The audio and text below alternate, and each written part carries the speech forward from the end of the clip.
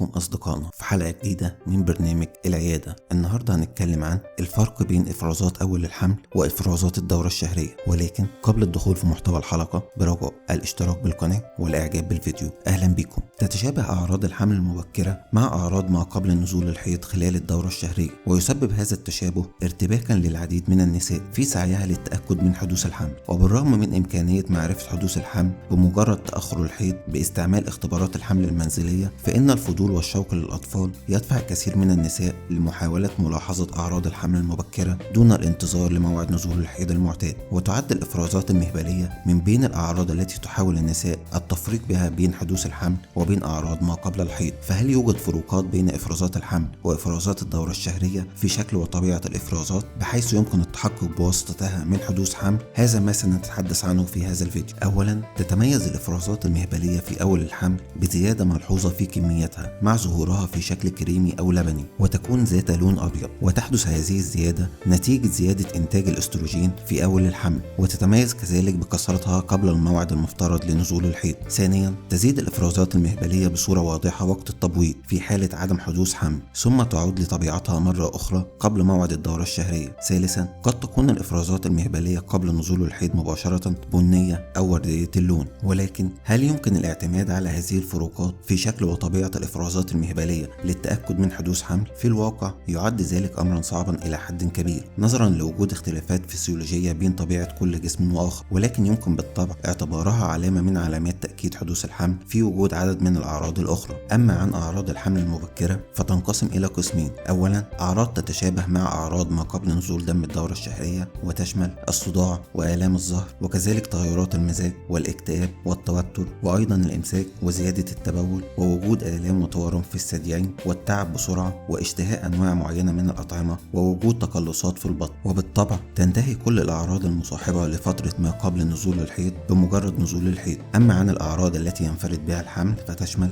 أولا، تأخر الحيض في النزول عن موعده. ثانيا، نزول الدم أو حدوث تقلصات مصاحبة لعملية زرع البويضة المخصبة في جدار الرحم، ويحدث ذلك في خلال أسبوع من حدوث التبويض. ثالثا، غمقان لون حلمة الثدي والمنطقة المحيطة بها. وأخيرا، نزول الإفرازات البيضاء قبل موعد نزول الحيض مباشرة، وتكون في شكل لبني أو كريمي. أما عن لون إفرازات الحمل في الأسبوع الأول فيعد اللون الأساسي هو الإفرازات البيضاء اللبنية، وقد تظهر شفافة أحيانا بها خطوط بيضاء. وترجع أهمية معرفة الفرق بين إفرازات الحمل والدورة الشهرية إلى عوامل نفسية تتراوح بين الشوق والرغبة الشديدة في حدوث الحمل والخوف من حدوث الحمل في الوقت نفسه، مع وجوب الانتظار لأسبوعين كاملين من تاريخ التبويض لتكون المرأة قادرة على إجراء اختبار الحمل المنزلي والتأكد من حدوث الحمل. وهذان الأسبوعين يمثلان الفترة الزمنية التي تفصل بين حدوث التبويض وتخصيب البويضة وبين زرع البويضة في جدار الرحم. وفي نهاية حلقتنا نتمنى لكم دوام الصحة والعافية، ولا تنسوا الاشتراك بالقناة والإعجاب بالفيديو وترك آرائكم في التعليقات.